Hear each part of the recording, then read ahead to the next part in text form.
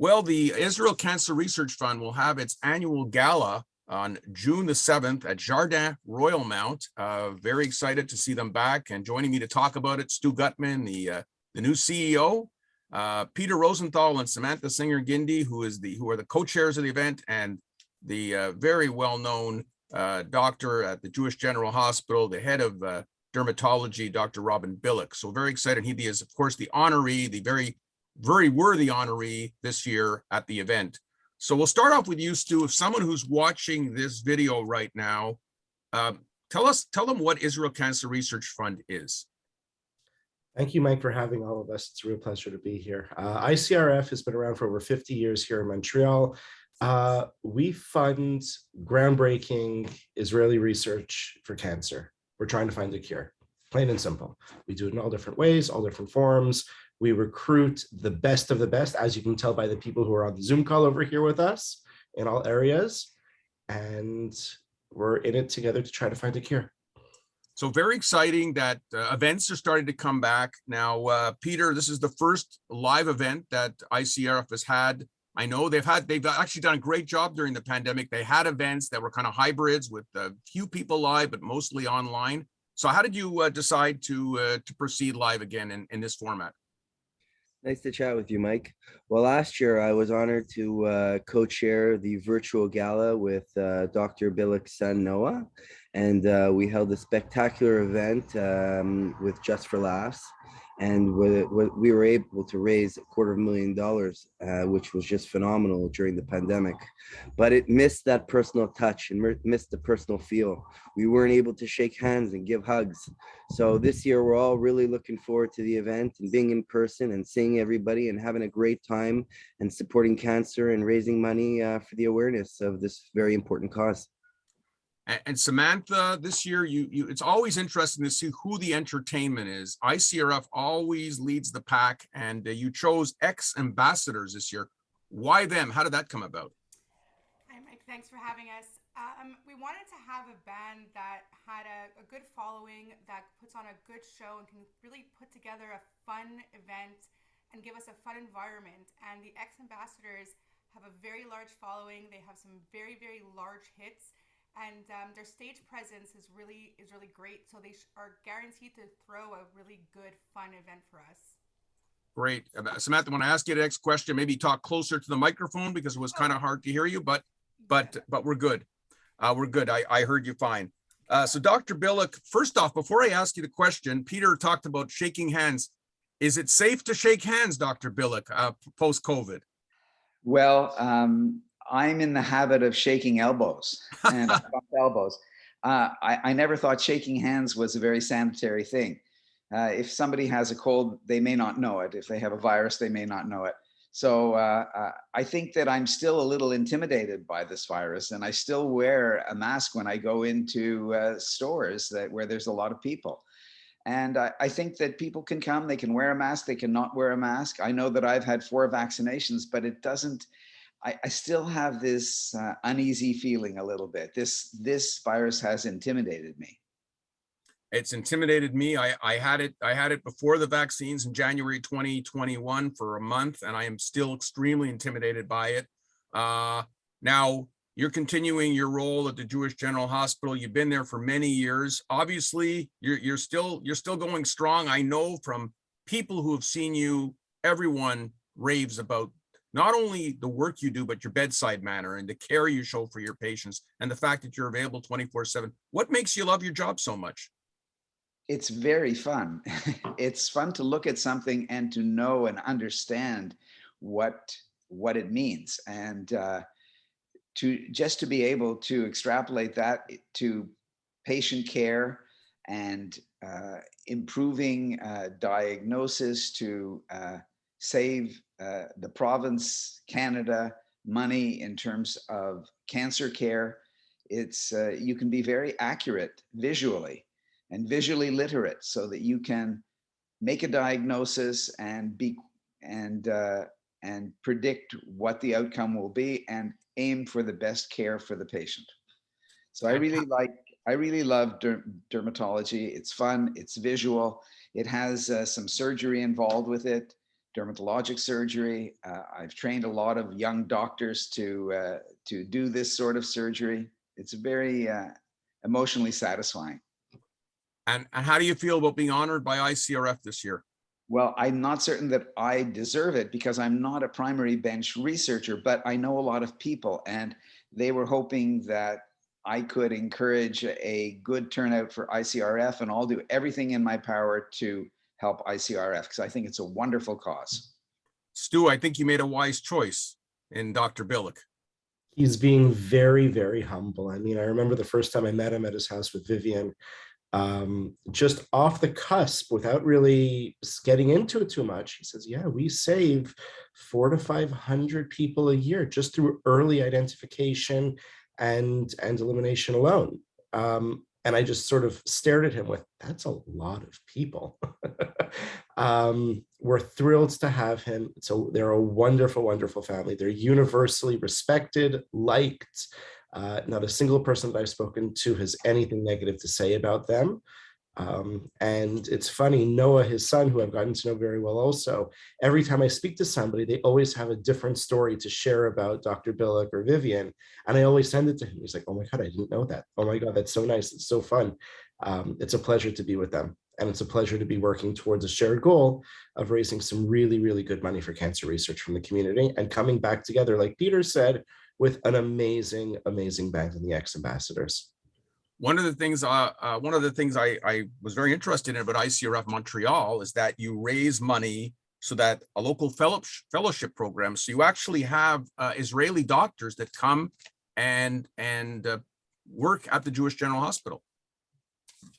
Yeah, we as of today, we actually have 6 fellows who are spread out across Montreal, not just the Jewish General Hospital, but all over, whether it be the General or the Children's or St. Justine.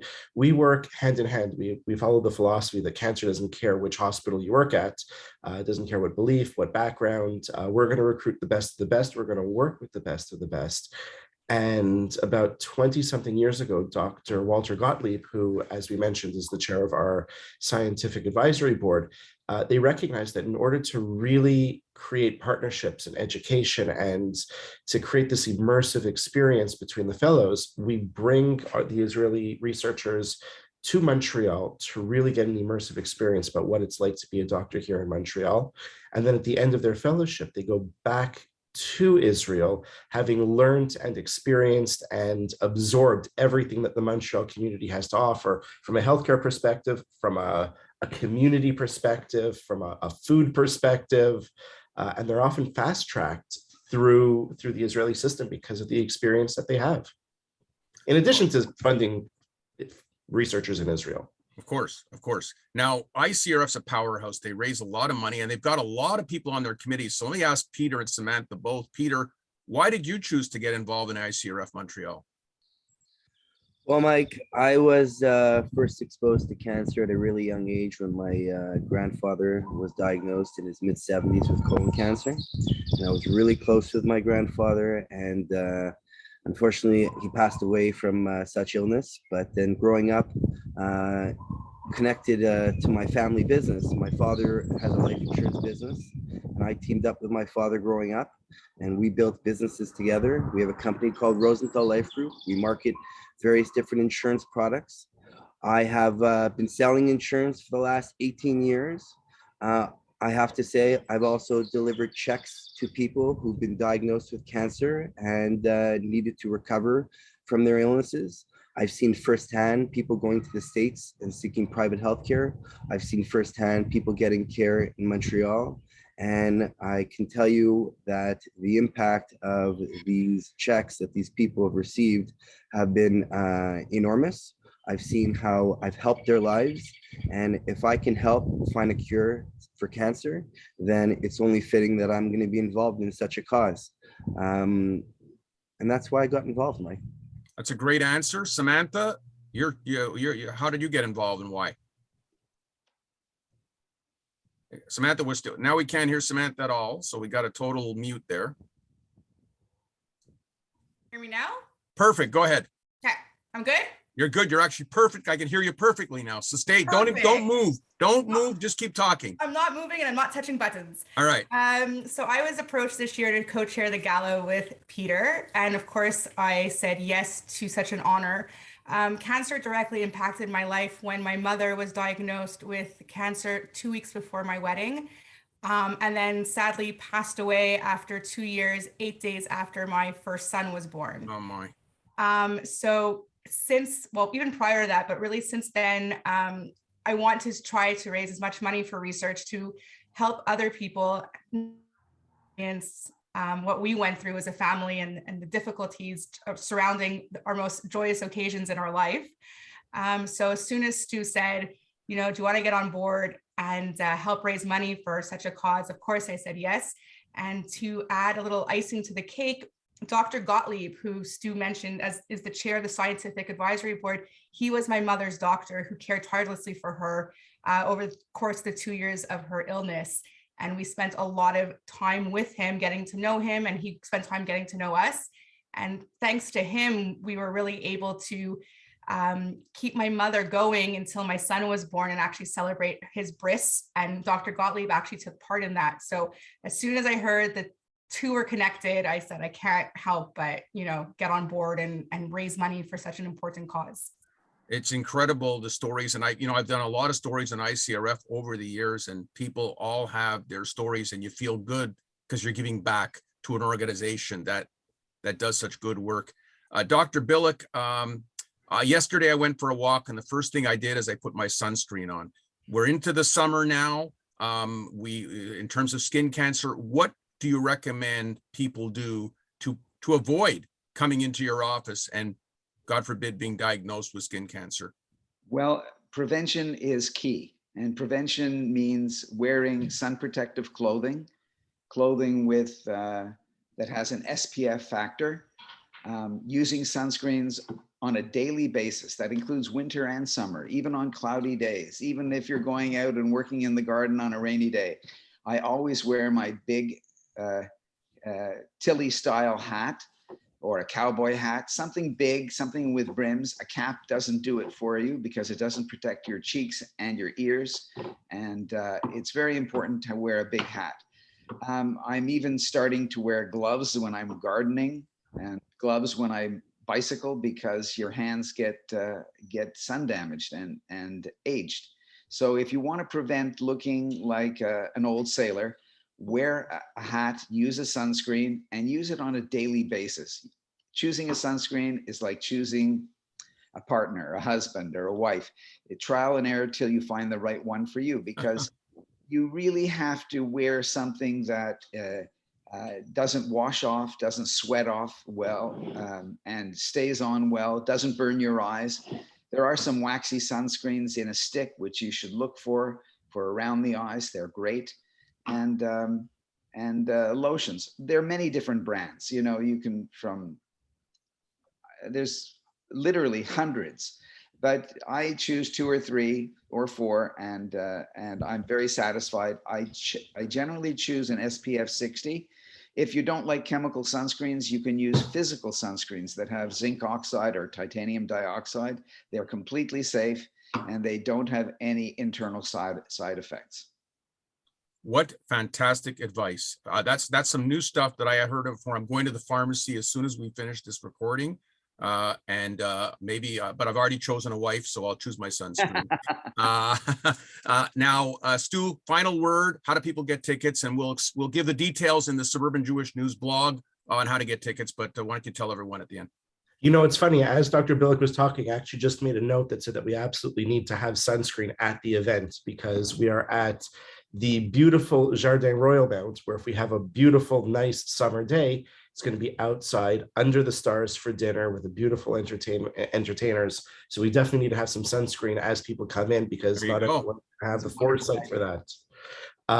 But if they need tickets, ICRFMontreal.org, message me, Sam, Peter, go to the webpage. We're not hard people to reach. We have a fantastic committee who are all dedicated to support. Our president, Jordana Pfeiffer, is also available for emails and anything that you need.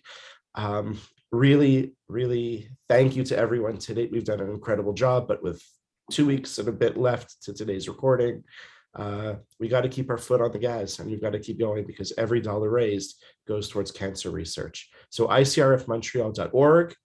And thank you, Mike, for this opportunity. It was a pleasure talking to all of you. Good luck. Thank you. Thank you. Thank you.